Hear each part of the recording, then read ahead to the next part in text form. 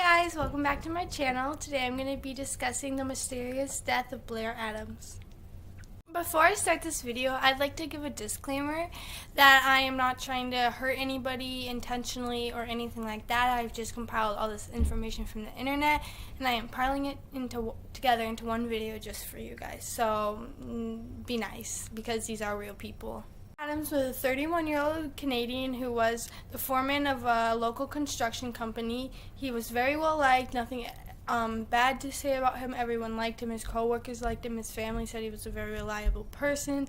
Everyone just seemed to like him, so this makes his death more mysterious. Something really strange started to happen to Adams during the summer of 1996. He got these mood swings that were really out there, and his mom tried asking her about it, and she said, and quote, or he said, "I don't think I should tell you about it." And on July 5th, Adams withdrew all his money from his bank, $6,000, and he even emptied a safety deposit box which contained thousands of dollars of jewelry, gold, and platinum.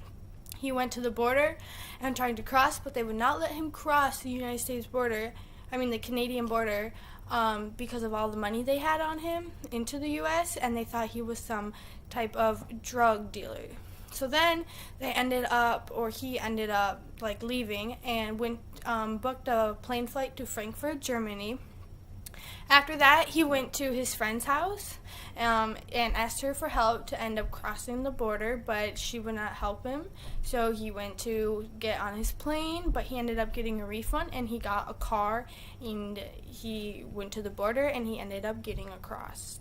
After Adams tried to cross the border, he actually ended up quitting his job. But after he refunded his flight to Frankfurt back, he got a rental car, and drove it all the way to Seattle. And then from Seattle, they took a first flight out to Washington, D.C. Then he got there on July 9th, and the first thing he did was rent another vehicle and drove down to Knoxville, Tennessee. The first sighting of him was he stopped at a gas station that evening. And it's really strange because he stopped at this gas station because he was having car troubles, right?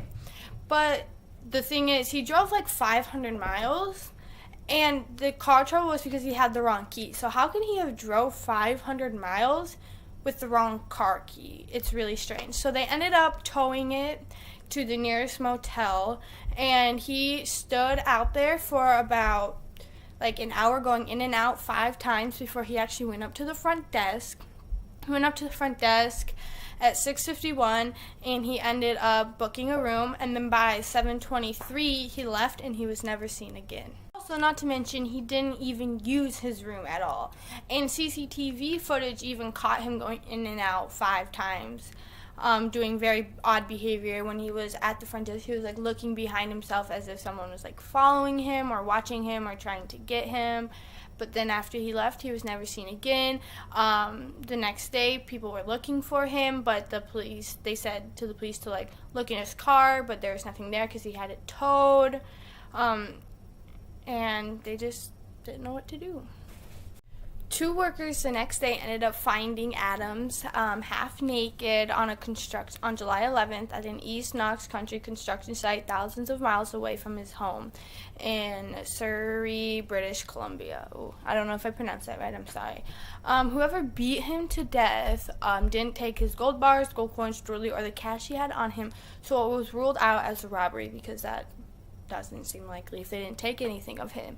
Authorities believed Adam knew no one in Tennessee who could kill him, and investigators who reacted or retraced his steps found the way he arrived made as little sense as the way he died.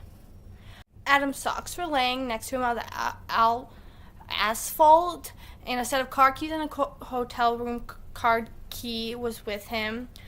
His shoes were off, and as he was laid dying, he took what it looked as he appeared to take one of his shoes and rested under his head as he was dying. Detectives found a black duffel bag nearby that contained maps of various travel receipts, a fanny pack stuffed with nearly 5 ounces of gold bars, gold and platinum coins, jewelry, more keys, and a pair of sunglasses that lay unzipped in contents untouchable.